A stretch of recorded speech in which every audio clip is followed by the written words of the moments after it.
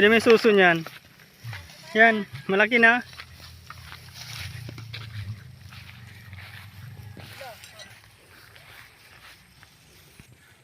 Pasok. Yun yung isa, doon sa pwesto niya, yung isa. Ay, doon sa pwesto niya, di makaakyat, sarado.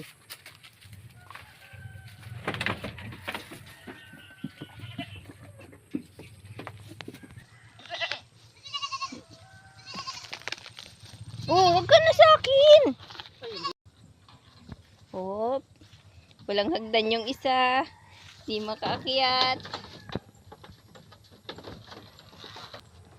Sanggol mo yan? Ay, sanggol. Naglalambing. Ano? Ano?